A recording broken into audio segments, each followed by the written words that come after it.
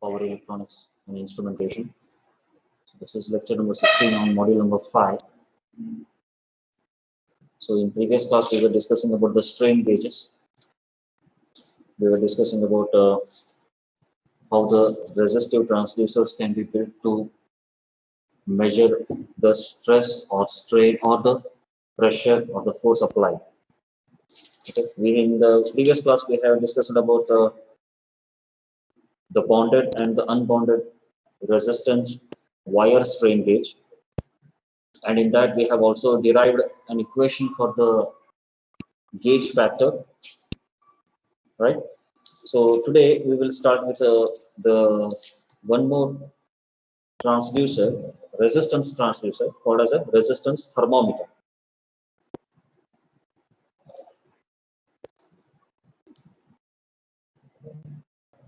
Is this PDF visible? Yes, sir. No. Yes, sir. So resistance thermometer. So here the resistance of a conductor changes when its temperature is changed. So we all know that the conductor whose temperature we are going to measure is experiencing a change in resistance because of the change in temperature. So this property is used for the measurement of temperature. So the resistance thermometer is an instrument used to measure the electrical resistance in terms of temperature. So as the name only suggests here, the thermometer, we all understand the working of this device looking at the name of the device. So we have seen the thermometers for the measurement of temperature in the rooms, that is in the surrounding area, or we have also seen the thermometers used to measure the temperature in the body. Okay, so these are the thermometers. So the thermometer that we are going to discuss here today, these are transducers which we are going to use for the measurement of temperature by looking at the change in resistance. So these thermometers are indirectly measuring the temperature of the conductor or the materials under test.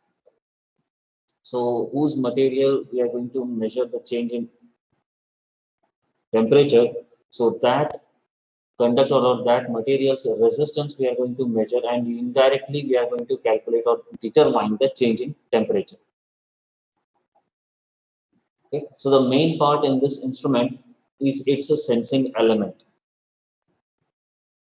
So the sensing element may be any material that exhibits a relatively large resistance change with a change in temperature.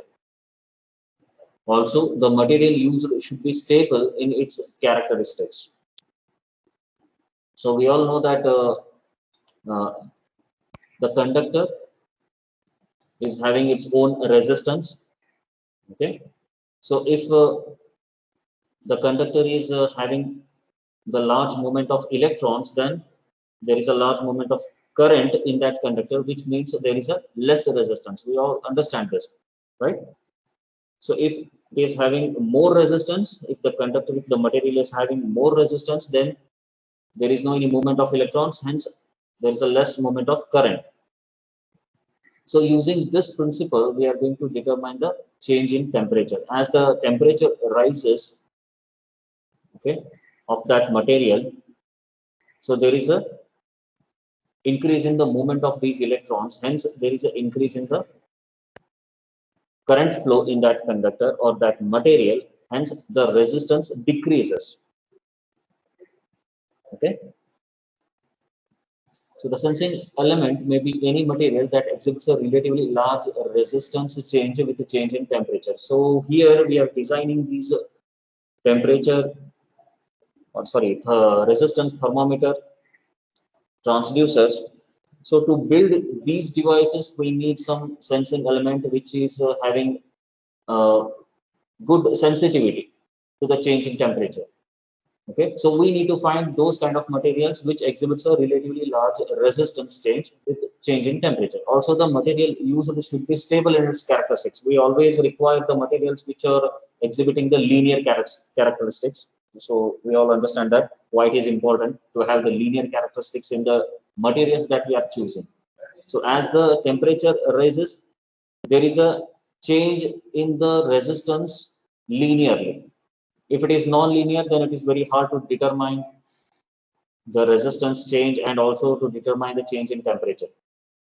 So if it is having the linear characteristics, then it is very easy to devise or design equation which we can use for the determination of the or the measurement of the resistance and the temperature.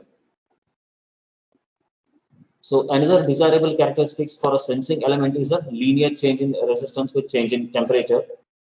The smaller a given sensing element, the less heat required to raise its temperature and faster its response. So this is related to this resistivity of the material. So as the resistivity of the material is high, we can use a small amount of that material, small amount of that sensing element.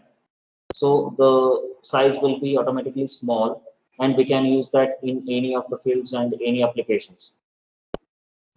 So a smaller a given sensing element and it is having the high sensitivity, then the less heat is required to raise its temperature and faster will be the response. Okay, the speed with which these resistive element responds to change in temperature is important. Okay, with what speed the resistive element responds to a small change in the temperature in that material is very important. So that is how we devise or design the sensitivity.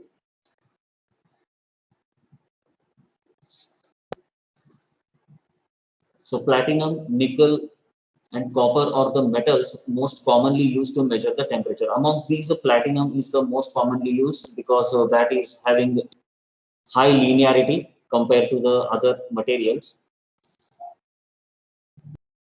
Also exhibit the positive uh, temperature coefficient. So there are two types of materials that we can see that we can use to build this type of transducers for the measurement of temperature. One is the materials which is exhibiting positive temperature coefficient and the other one is the negative temperature coefficient. So the materials which are exhibiting which are having the positive temperature coefficient, so their resistance increases with increase in the temperature. And the materials which are having negative temperature coefficient, so they exhibit decrease in the resistance with increase in the temperature. So that's the difference. And in the resistive transducer, resistive thermometer transducer, we are using positive temperature coefficient materials. The materials which are having positive temperature coefficient. And this platinum is having the positive temperature coefficient. Nickel is also having positive. Copper is having the negative. But this platinum is having the high efficiency, high resistivity, and also exhibits more linear characteristics compared to the nickel and other copper and other materials. So figure below shows an industrial platinum resistance thermometer. Here, this is the resistance thermometer used in the industry for the measurement of change in temperature in the materials or the metals. So it is usually hard to measure the temperature directly from these metals. So that's why we go for the indirect method by by determining the change in the resistance. In the thermometer which we use to measure the change in temperature in our body, so it is a direct method. So as the temperature changes, there is a one material which whose level will change. So that is a direct method. But here, determination of the change in temperature in the metals and some materials, it is very hard to measure the change in temperature. So that's why we go for the indirect method. So the changes in resistance caused by the changes in temperature are detected by the Wheatstone bridge. So this resistance thermometer transducer is implemented in the bridge arrangement. So this device is connected in the bridge arrangement.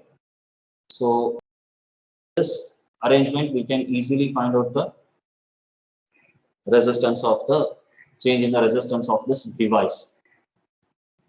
Okay, so this is the Wheatstone bridge. So this is one arm, second arm, third arm, fourth arm, like this. So the sensing element RS is made of an material having a high temperature coefficient, and R1, R2, and R5 are made of resistance that are practically constant. So R1, R2, and R5, or these are the resistance which are having very low temperature coefficient. Very low temperature coefficient. That means so there is a less effect of the change in temperature on these resistance values of these resistors. So they are practically constant. So they are not affected by the change in temperature. Okay. So those kind of materials that we need to choose while manufacturing these resistors. So when no current flows through the galvanometer, the normal principle of Wheatstone bridge states the ratio of resistance is R1 by R2 divided is equal to RS by R5. R1 by R2 is equal to RS by R5. So this RS is having two more resistance in series. So in normal practice, the sensing element is away from the indicator and its leads have a resistance, say R3 and R4. So these two leads, these two connecting leads, these are the leads connected to the metals or the material whose temperature we are going to measure. Okay, so this is the sensing element. So this part is the sensing element up to this. So this sensing element is the platinum that they have used in the industry, and this is the protective lead support and the mounting threads. So these are the mounting threads for the device, and these are the links that will connect to the material or the metal.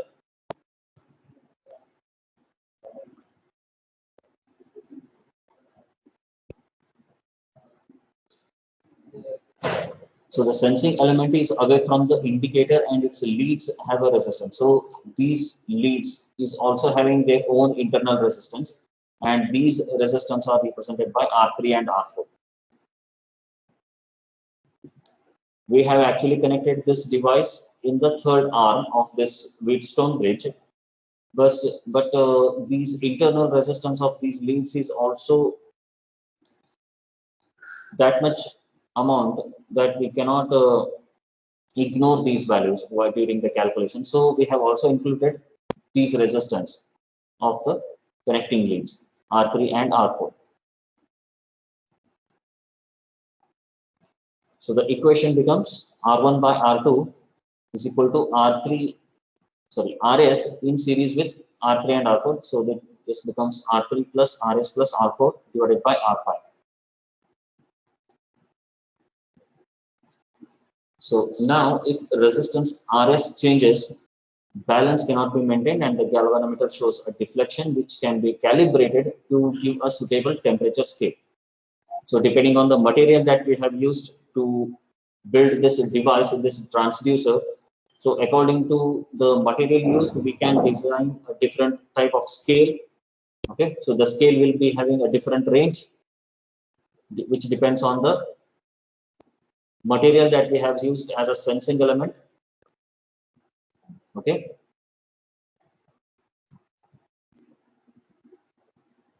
So there will be a deflection in the galvanometer if the bridge is not in balanced condition. So we can devise or we can design a suitable scale. So the change in temperature will be measured using the galvanometer. So it's a very simple transducer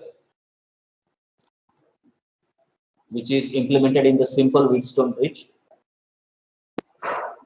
using the simple principle, and the principle that we have discussed is, so the change in temperature will increase the movement of the electrons in the metals, so that movement of electrons will increase the current flow in that metal. Okay, so that will in turn affect the change in resistance or the resistance of the material. So this is the basic principle, so which we are going to use for the determination of the change in temperature. So any doubts in this? Any doubts here, or should I explain it once again?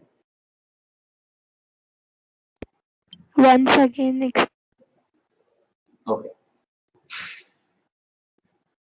So this is the resistance thermometer transducer. So again, it is a kind of a resistive transducer only. So here, the resistive transducer we have actually discussed in the previous class. For those devices or those transducers which are used for the determination or the measurement of different parameters by looking at the change in resistance. We can use these transducers for the determination of different parameters like temperature, pressure, force, distance, movement. So different parameters can be determined by looking at the change in the resistance. So those are the resistive transducers, and this thermometer that we are going to discuss here is one kind of a resistive transducer. So in general, it is called as a resistance thermometer. Okay. So the resistance of a conductor changes or the metals changes when the temperature of that metal changes. Okay. Why this resistance will change? Because of the change in temperature. So that is the basic principle here, which we are going to use for the determination of temperature change. So the principle is the electron flow. The flow of electrons in the conductors or the metals is directly related to the temperature also, right? At one temperature, if the electrons is moving at normal speed, if the temperature reaches, the speed of the electrons movement will change, will increase, right? So we all know that, we have already studied this.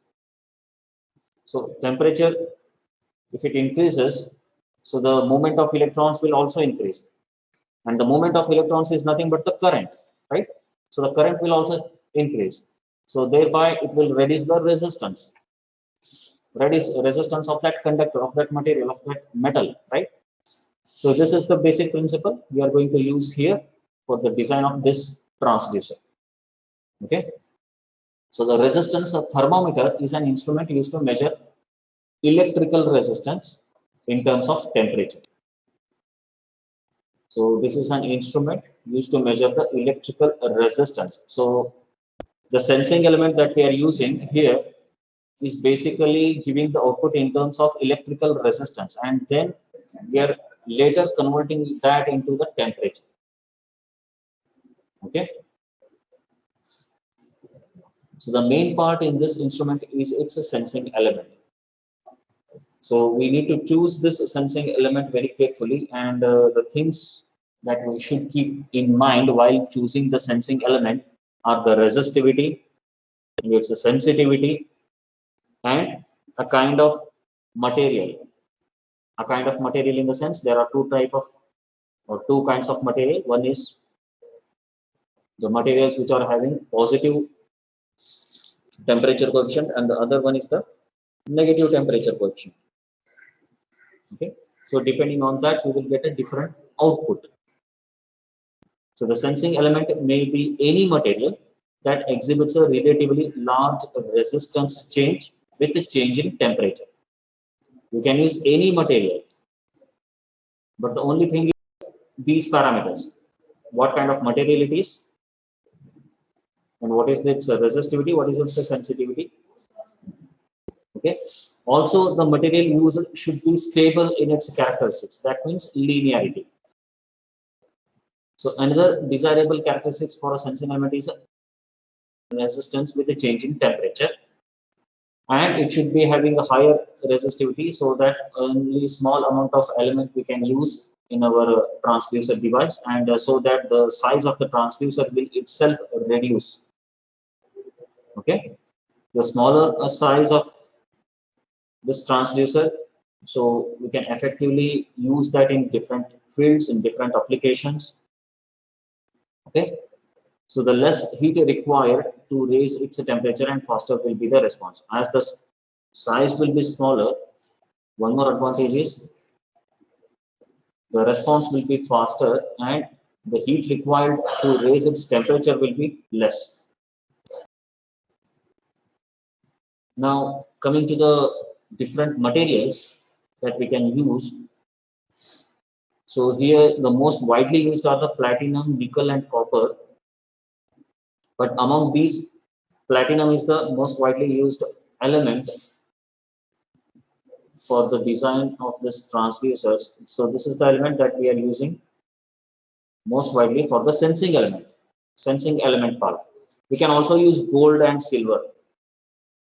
Gold and silver can also be used for the design of these kind of transducers. But as an industrial purpose, platinum is widely used. Okay. So this is the example of the resistance which is using the platinum as a sensing element, and which is used normally in the industries. So changes in resistance caused by changes in temperature are detected by the Wheatstone bridge. So this device is implemented in the Wheatstone bridge arrangement. Okay. So we have 4 arms in the Wheatstone bridge. In one arm, we are going to place this sensing element or this transducer, and other 3 arms will be having a constant resistance, constant resistance value, and which is having very low temperature coefficient. That means the change in temperature will not affect the resistance values of these other 3 resistors. Okay, so only the sensing element should be affected by the change in the resistance, change in the temperature. So have you understood up to this point? Yes, sir. Yes, sir. Any doubts? Yes, sir. Okay. So when there is no current flows through the galvanometer, that means the bridge is in the balanced condition. So the transducer is at the normal value at the room temperature. We can consider that. And when there is a change in the temperature, so there is a change in resistance in this sensing element. So that will make the bridge unbalanced, and there is a flow of current through the galvanometer, and we can calibrate this galvanometer such a way that so it will reflect the equivalent change in resistance. Okay, so looking at the change in resistance, we can determine the change in temperature. Okay, so from the Wheatstone bridge, we have this equation: R1 by R2 is equal to Rs by R5 for the balanced condition. Okay, so in normal practice, the sensing element is away from the indicator, and its leads is also having some internal resistance. So these connecting leads is also having its own internal resistance. So we also need to consider these resistance. So that is why we have indicated here R3 and R4 in the same arm where we have connected the sensing element or the transducer element. Okay. So the equation becomes R1 by R2 is equal to R3 plus Rs plus R4. So all these three are in series. So we have added here. So now if a resistance Rs changes, so balance cannot be maintained, and the galvanometer shows a deflection which can be calibrated to give a suitable temperature scale. So any doubts up to this point? No, sir. No, sir. Okay, now coming to the advantages. So what are the advantages and disadvantages of this kind of resistive thermometers? So the first advantage is measurement is very accurate. So we have the kind of materials for the sensing element. So results from those materials. Okay, for example, platinum will exhibit high accuracy. So using that, if we build the resistive thermometer transducer, we will get high accuracy in our measurements. So a lot of flexibility with regard to choice of measuring equipment. Okay, so indicators, recorders, or controllers can also be operated. So using these devices, these transducers, we can implement in the indicators, we can implement these in the recorders, we can also implement for the controllers. Okay, for controlling devices also, we can implement these transducers. So looking at the output of these transducers, we can control some functions. Looking at the, or from the output of these transducers, we can control some functions. So we can implement these transducers in some controllers. So more than one resistance element can be clubbed to the same instrument. So to increase its flexibility and increase its accuracy, we can add other elements also, other resistive element also in the same instrument. So resistance element can be easily installed and replaced. So that is one more advantage. Accuracy of the measuring circuit can be easily checked. Measuring circuit, there is the Wheatstone bits that we are using, and the transducers that we are using can be easily checked. The accuracy of those devices and those circuits can be easily checked. The resistive elements can be used to measure differential temperatures of two elements at a time, and we can look at the difference of these temperatures at two different points.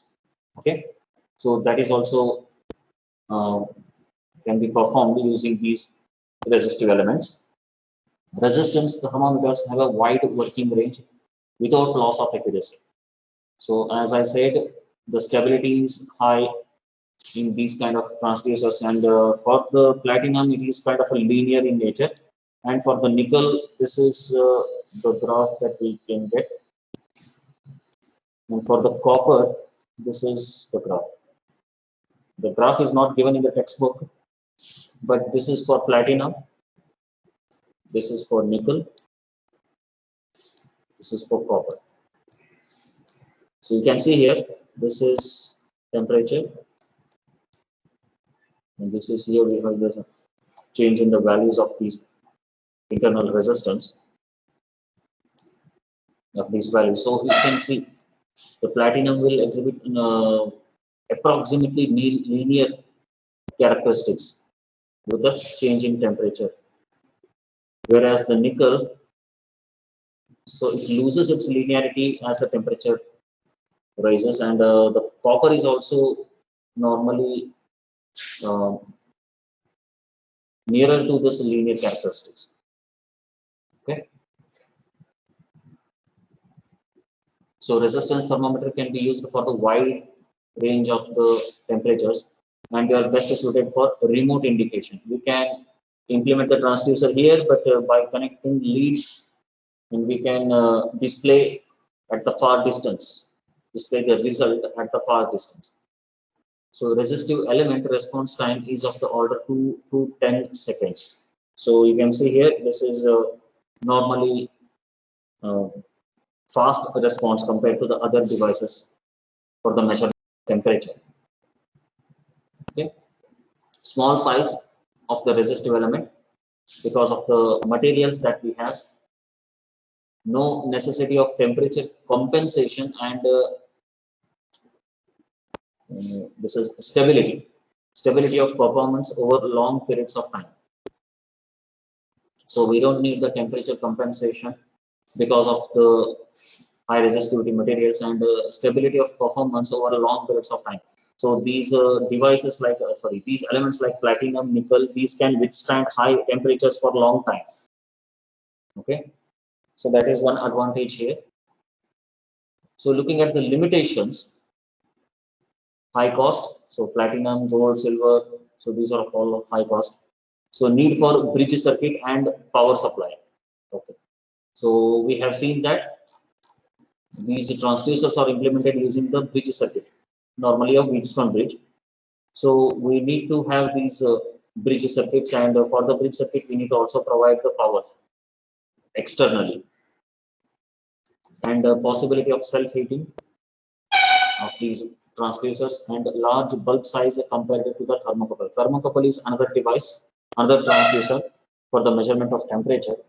So compared to the thermocouple, we have to use the large bulk size for the insulation of these transducers from the surrounding and temperature. So the surrounding temperature will also affect the sensitivity of these transducers. So we need to insulate them. So that is another. So any doubts in this resistance transducer, resistance thermometer No, sir. transducer? No, sir. Sir.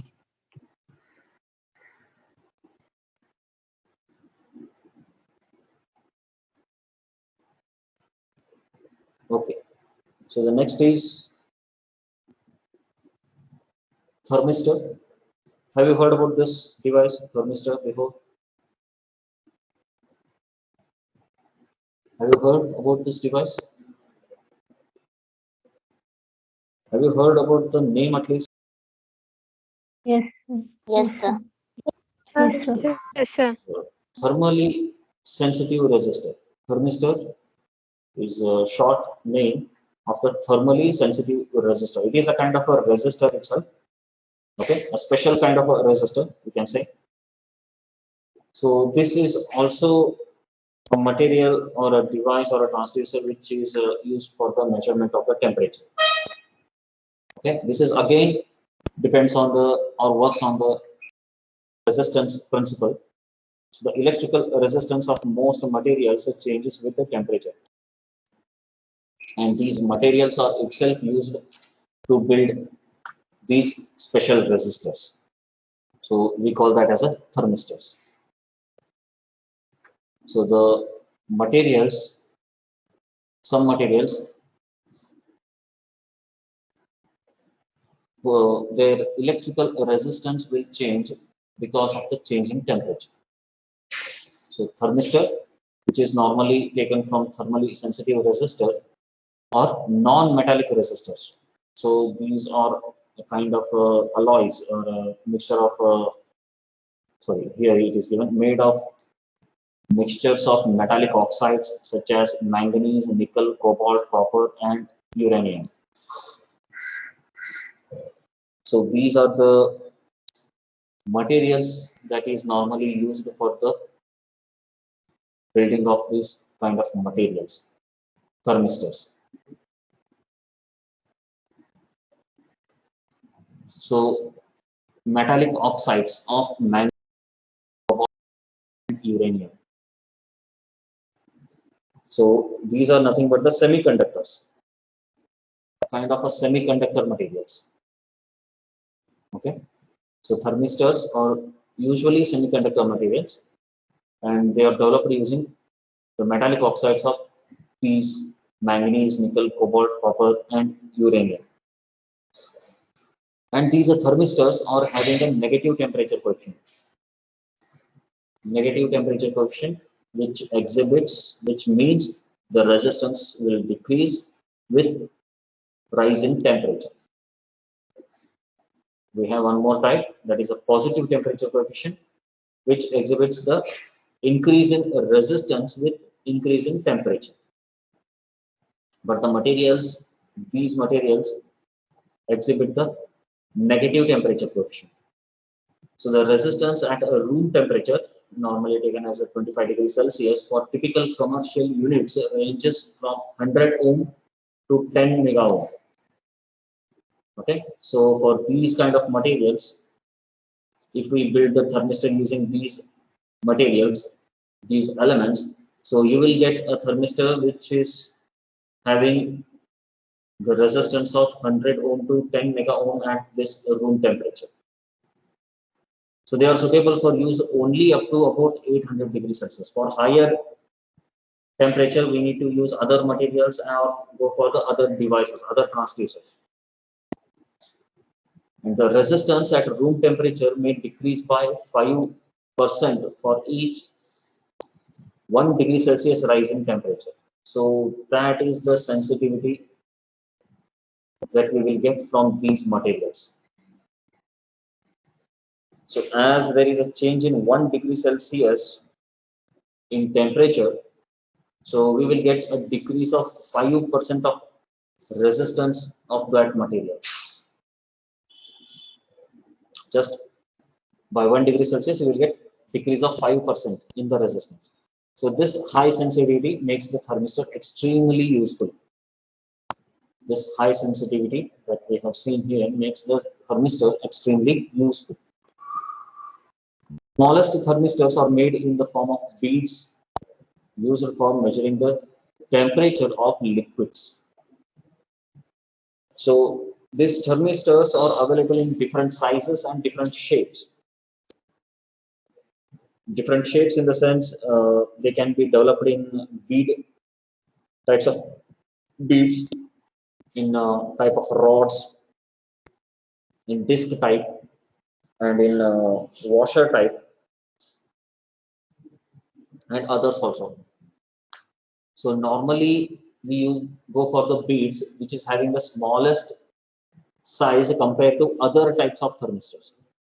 Beads will be of small size compared to other kind of thermistors, and they are basically used for the measurement of temperature of liquids. Okay, so where greater power dissipates is required, and thermistors may be obtained in disc, washer, or rod forms. And disc thermistors are about a 10 millimeter range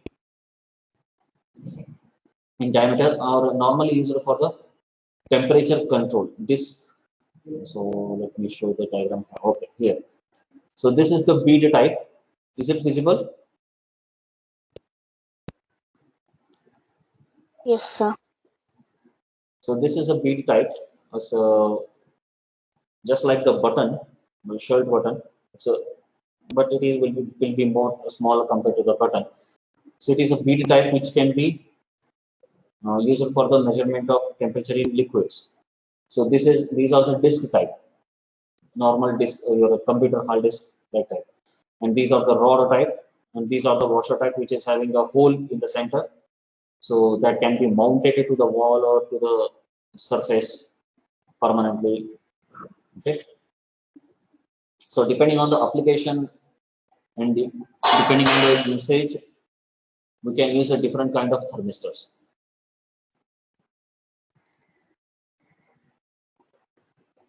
So disc thermistors are about 10 millimeter in diameter and are normally used for the temperature control.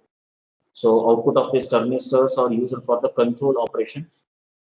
So washer thermistors are made like disc thermistors only, except that a hole is found in the center, which is suitable for mounting on a bolt or on a wall or on a metal.